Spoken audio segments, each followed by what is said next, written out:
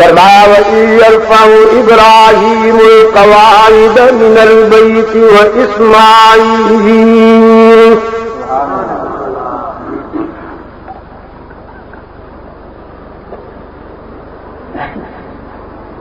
رَبَّنَا تَقَبَّلْ مِنَّا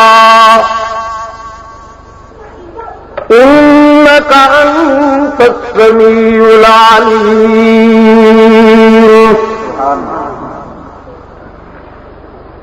اور جب بنیادیں اٹھا رہے تھے ابراہیم و اسماعیل بیت اللہ کی، رشد و ہدایت کے اس عالمی مرکز کی جس میں پوری کائنات میں اجالے تقسیم کرنے تھے، روشنیاں بانٹنی تھیں، تاریکیوں کا آخری علاج، اندھیروں کا آخری علاج بیت اللہ، اس کی بنیادیں اٹھا رہے ابراہیم و اسماعیل علیہ السلام۔ ابراہیم وہ ہے کہ جس نے اس کی رضا جوئی میں اپنے باپ کو، اپنے رشتہ داروں کو، اپنے اقربا کو اور اپنے وطن کو قربان کیا۔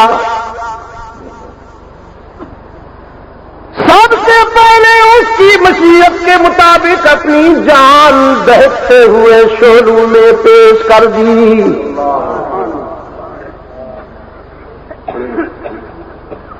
پھر ہجرت کر کے چلے گئے شام کی طرف، پھر اپنی عصمت مآب جیوی اور لخت جگر کو ویرانے میں چھوڑ آئے۔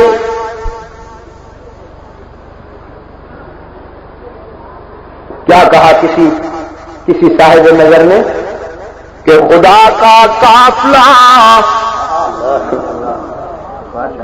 جو مشتمل تھا 3 جانوں پر،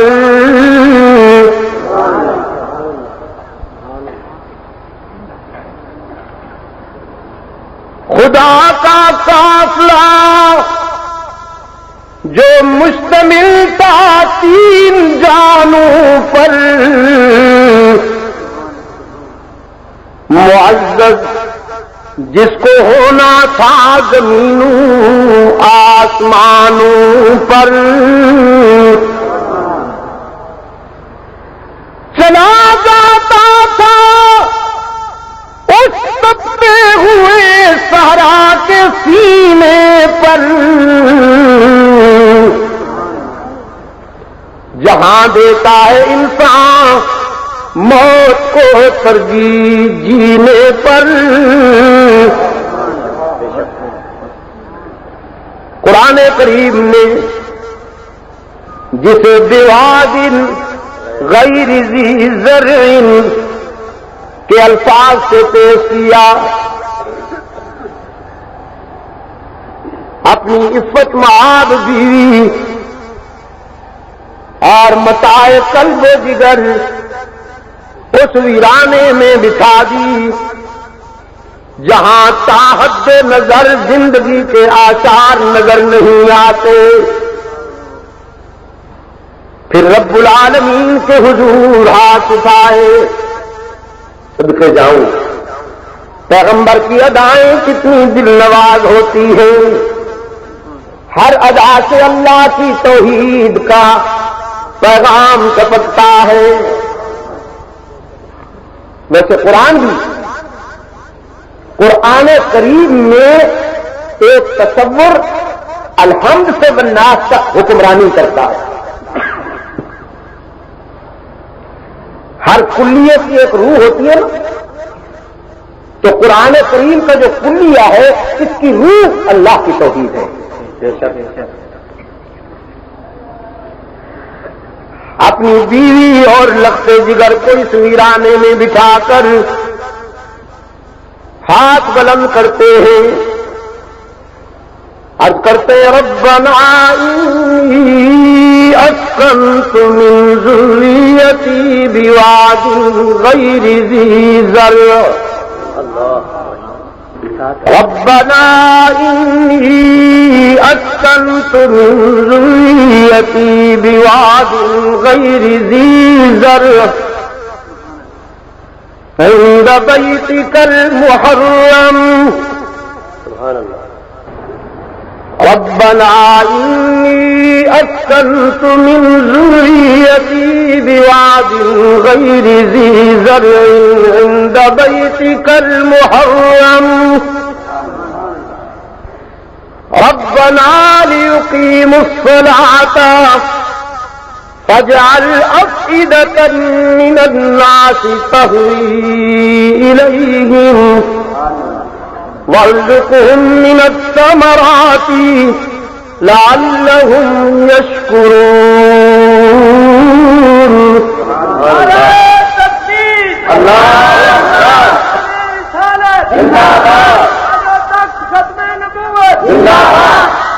اے ہمارے پروردگار،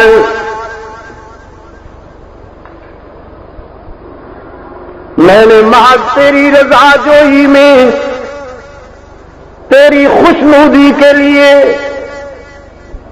اپنی متاع قلب و جگر اس ویرانے میں بٹھا دی جہاں بظاہر زندگی کے کوئی امکانات نظر نہیں آتے،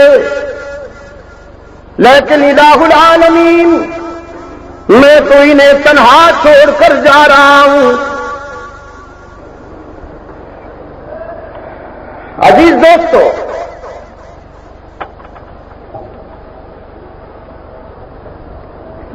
میں یاد کر رہا تھا آپ کی خدمت میں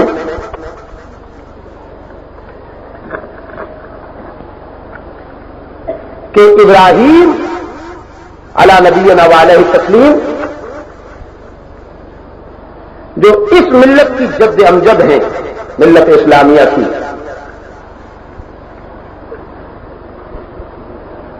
ان کی پوری زندگی قربانیوں سے عبارت.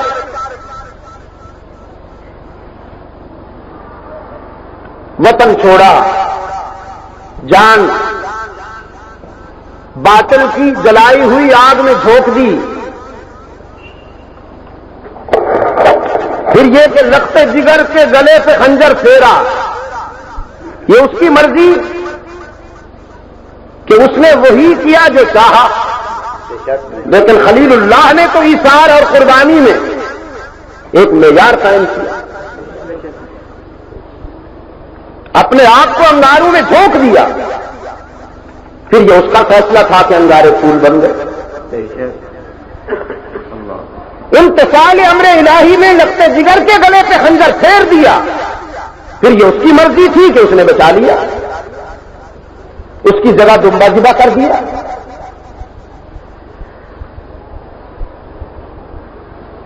اہلیہ کو اور اپنے لگتے جگر کو ویرانے میں دکھا دیا.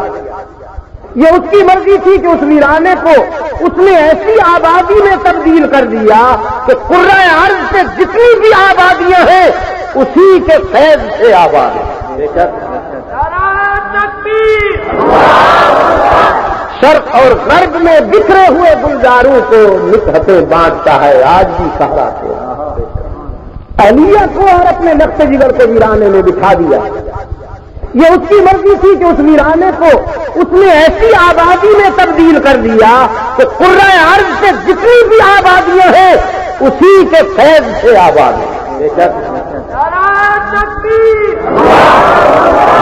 شرق اور غرب میں بکھرے ہوئے گلزاروں کو نکہتیں بانٹتا ہے آج بھی سہارا تیرا. نکہتیں بانٹتا ہے آج بھی سہارا تیرا. جہاں ایک سبزہ نہیں تھا، سبزے کا ایک تنکا نہیں تھا، وہاں کھڑے ہو کر خلیل اللہ نے اللہ سے اپنی اولاد کے لیے ثمرات مانگے. وارزقہم من الثمرات، روح کائنات سچ مقدر تھی کہ خلیل اللہ کیا مانگ رہے ہیں یہاں. ثمرات تو ہدایت کی پیداوار ہے. باغات ہوں گے تو پھل پیدا ہوں گے. جہاں باغ ہی نہ ہو وہاں پھل کیسے پیدا ہو؟ لیکن پیغمبر کی زبان سے نکلی ہوئی دعا اللہ کے ہاں شرف قبولیت سے نوازی گئی, اور ایسی نوازی گئی کہ آج کائنات کے جس کونے میں پھل پیدا ہوتا ہے وہ مکہ میں ضرور ملتا ہے, اور گلا سڑا بھی نہیں کرو تازہ ملتا ہے. پاکستان کے کیلے اور پاکستان کے سیب اور پاکستان کے مالٹے اور آم اتنے یہاں ترو تازہ نہیں ملتے جتنے وہاں ترو تازہ ملتے ہیں. آپ سب سے گزارش ہے کہ میرے چینل کو سبسکرائب بھی کریں اور بیل کے آئیکن کو کلک بھی کریں تاکہ ہر نئی آنے والی ویڈیو آپ تک بر وقت پہنچ سکے. شکریہ.